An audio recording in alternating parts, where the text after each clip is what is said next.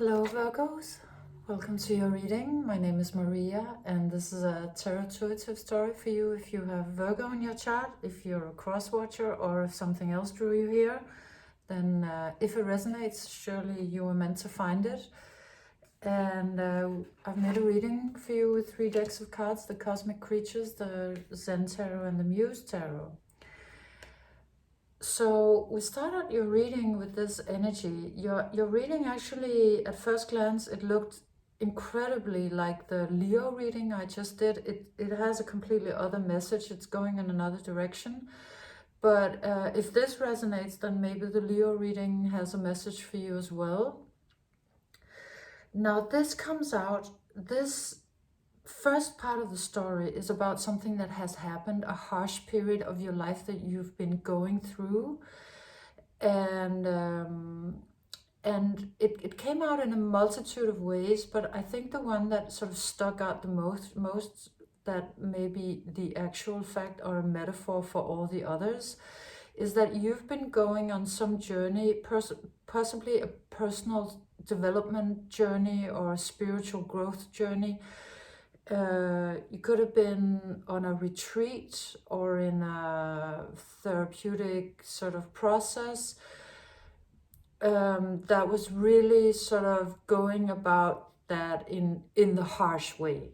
Like, you know, like some retreats are almost like boot camps, or some therapists are really about doing it in the hard way, or spiritual teachers can be like that, and it comes out like that, like exposing truth in a really sort of unforgiving light, and then just dealing with it, a sort of confrontational therapy in a way. But of course, this could also have been a relationship, and it could have been a work environment, but yeah, so fit it to your situation. Either way, you've been in an environment that was very harsh and sort of exposing, and it triggered a lot of grief, because of course it would, right? Because when harsh light is shone upon something that's difficult, then obviously grief comes out, but it also has been creating some breakthroughs, right? Because of course it did work, and it was doing things to you, and things were coming out into the light. So you've been experiencing certainly that it was moving you places, and it was changing things, and you were reaching some breakthroughs. And of course, having to deal with the grief of whatever trauma or old memories that were coming up in this very unforgiving light that was being shown upon you, and or your life, or your psyche. So you've been going through that. It's been difficult. It's also been yielding some results, because you come out with the Magician. So it brought you into contact with some more magic, and some more maybe manifestational powers, or might have brought you to your spirituality. So you've been doing some work that has the qualities of alchemy, and in order, I think, to better yourself. Yeah. And so, the person you've been doing it with, or the people, or the community, or the environment, comes out as the rat. Now this rat, well, first of all, this rat always, well, it looks like a mouse in the picture. So it always comes out as sort of rat, mouse, sort of innocent as the mouse, or opportunistic as the rat, or cute as the mouse, or cunning as the rat. Like, it just has that sort of it flips back and forth, and it's not completely clear whether it's one or the other. So it looks like you were surrounded by people, or dealing with a person that was well, either they were kind of two-faced, or you weren't sure whether they were one or the other, or they could have literally been both. it might have been one of those people or one of those communities where one side is very innocent and very well-intentioned, and then it kind of flips, and then out comes the, you know, that really nasty side that just wants you to give them what they want, or wants you to what's that called, subjugate yourself, or just you know, to take orders, or to let yourself be manipulated, or yeah. So it comes out as sort of a complex energy, and it's not completely clear what it is. Is it good? Is it bad? Does it have your intentions, good intentions at heart, or your, you know, your best well-being at heart, or no? And that's being further clarified by these two very different cards, the harmony and the politics. So one sort of has to do with playfulness, heart, soul, and the other one, of course, being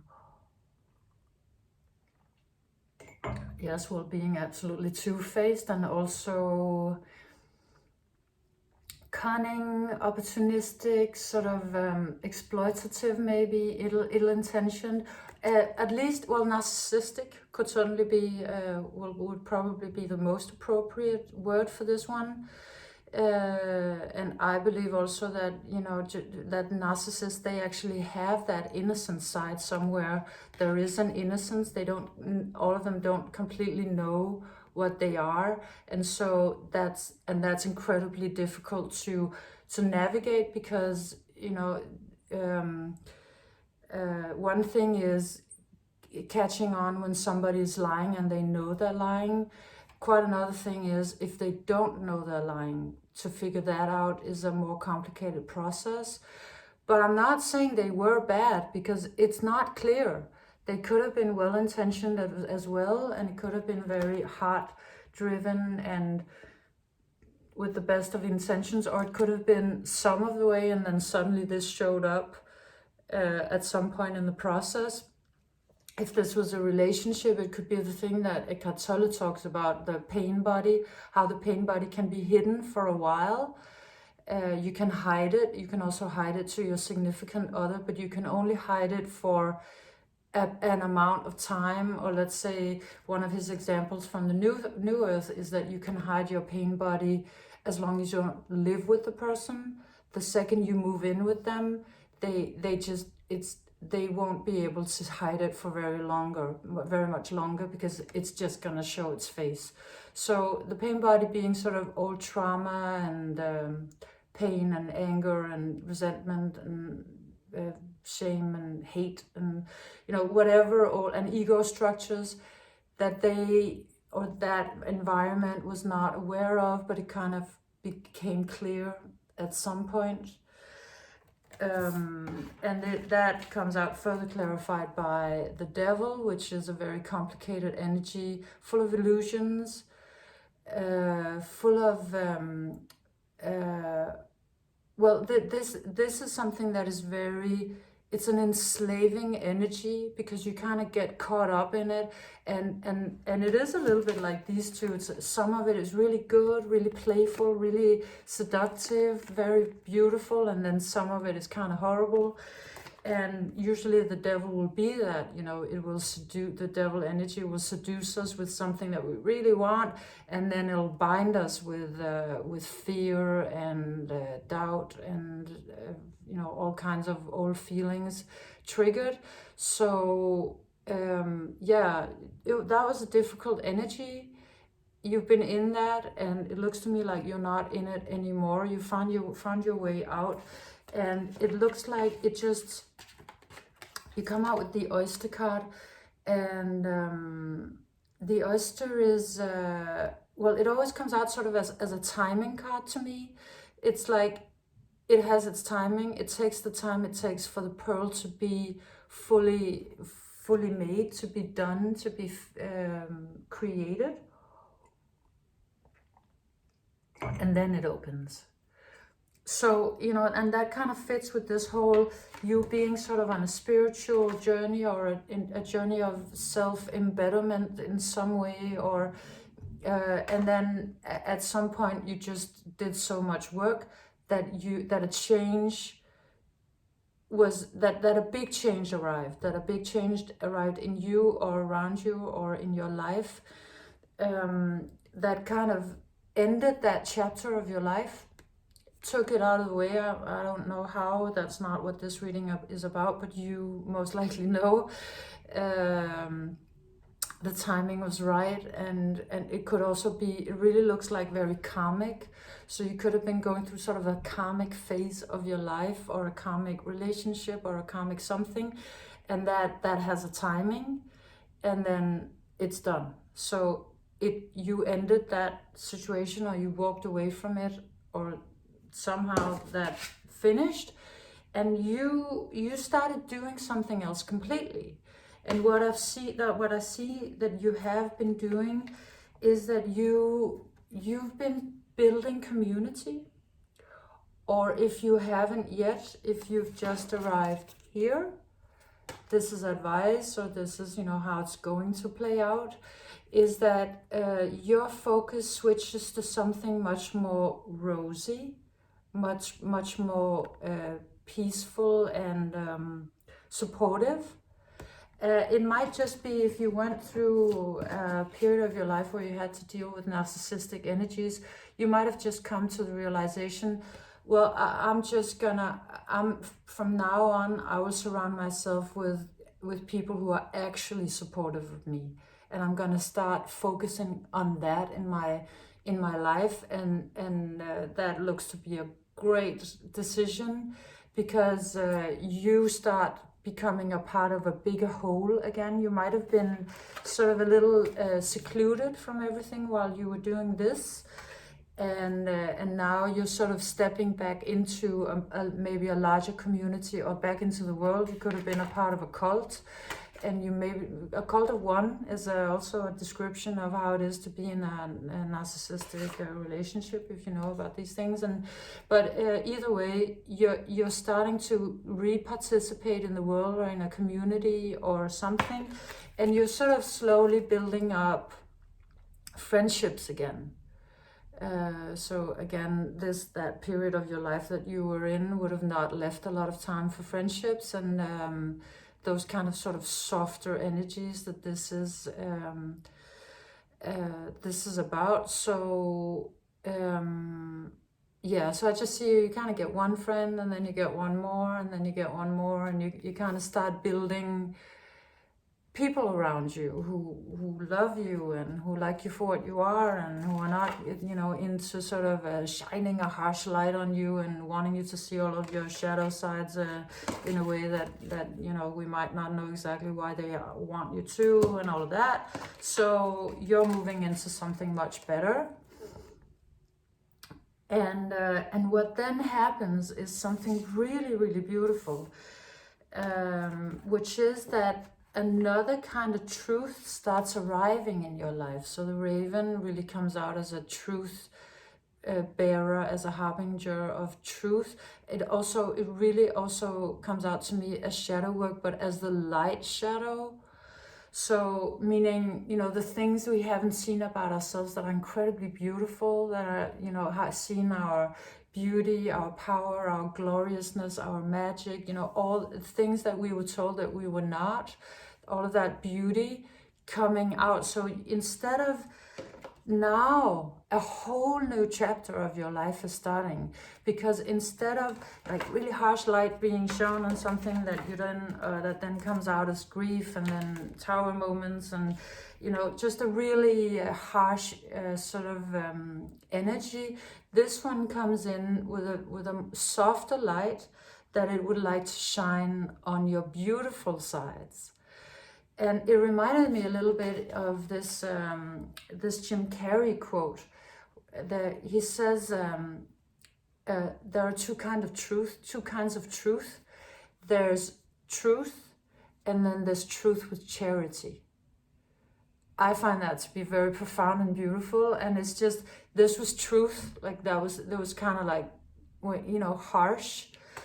This is truth with charity. I mean, this is much more, it's as truthful, it might be even more truthful, but it's soft as well, and it has to do with you having invited more softness into your life, having started to build friendships, community. This could also be friendship with yourself, with the world.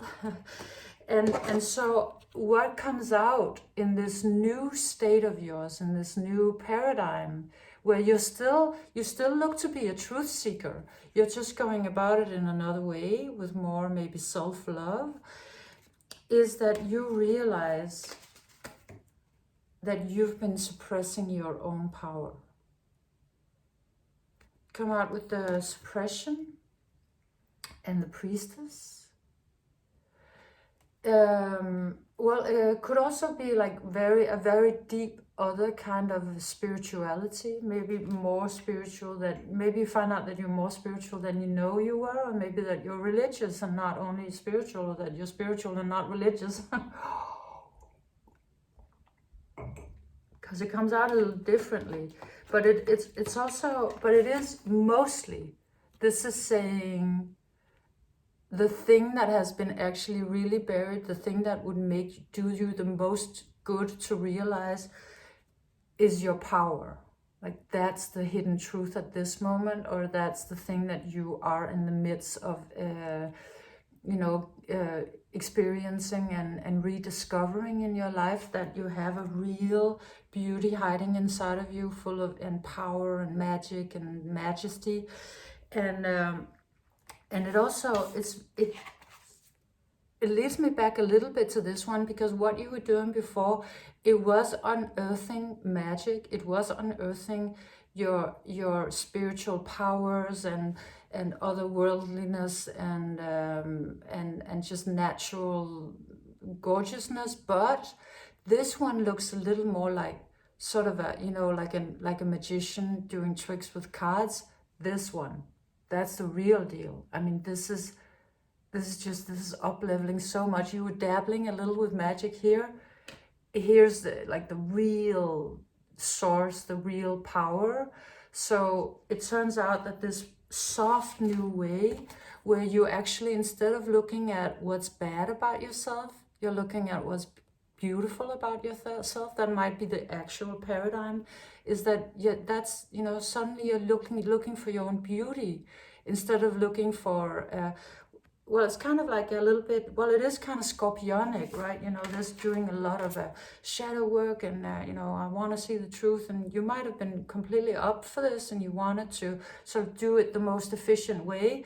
You did something, but it turns out it was not really the most efficient way. The most efficient way is to look at your beauty, to look at your gloriousness, to see where you're amazing and not where something is wrong. And then, because of doing that, because of looking at yourself with love and friendliness and charity,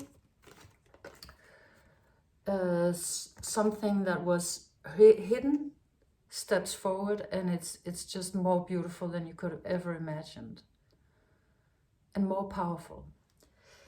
And and somehow this changes. This is a really funny message, especially for you, Virgo, who are so purpose driven. You come out with the bee, which is this is really a card of purpose, of living your purpose, of doing the thing you're meant to do, of being in service. The worker bee, saving all of nature and the planet and humanity with their pollinating and their working, their work.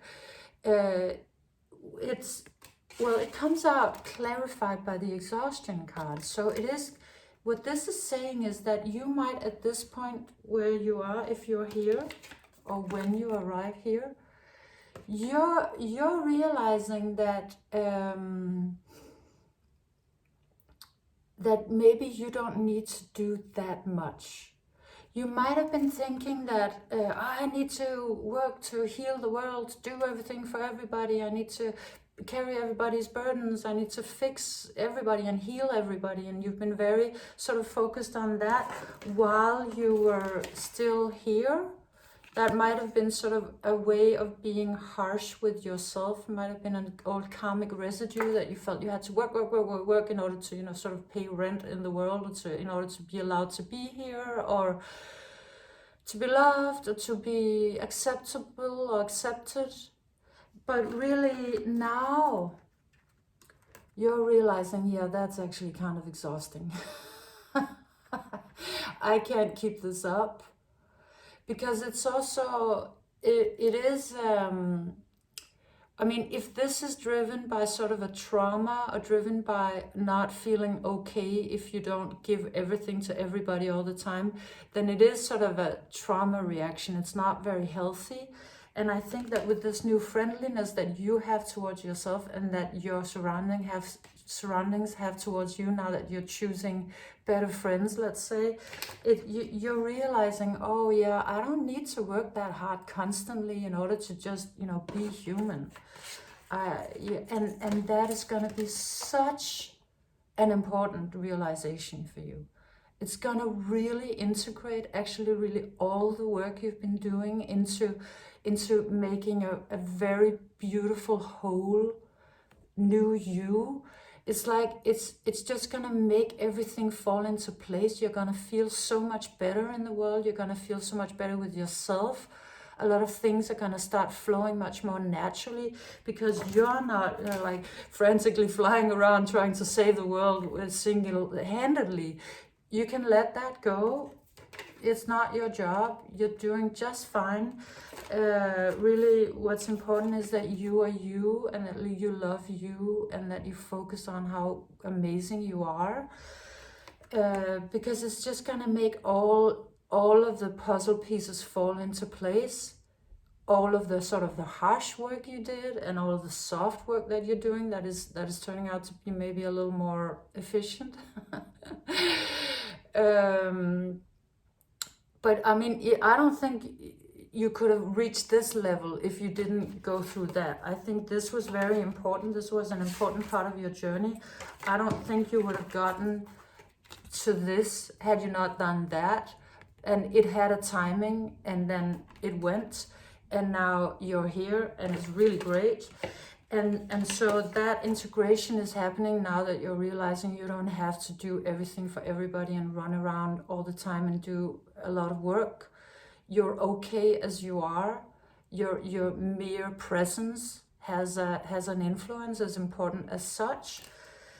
And then we end the reading with the 9 of Materials. Look at you, so happy, so relieved, finally free, finally free.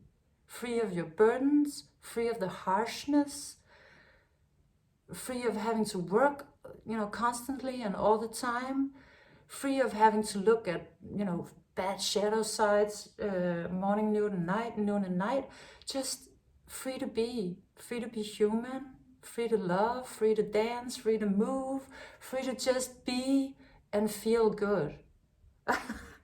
Yeah, be. You know, it still wants you to be, just in another way than this. You know, be.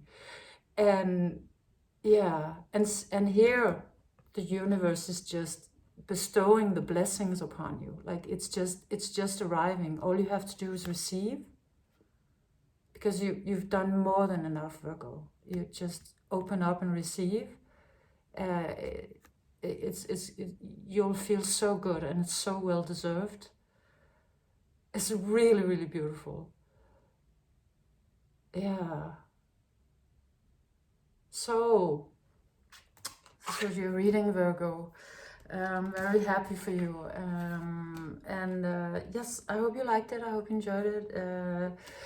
Leave me a thumbs up if you did. And please let me know in the comments if it resonated. I'm always super happy to read your comments. So thank you very much for being here. And yeah, if this resonated, then maybe for some reason that Leo reading might also resonate. I mean, this took a completely left turn, but it kind of started out a little bit in the same way. But anyways, thank you for being here, and I'll see you next time. Bye, Virgo.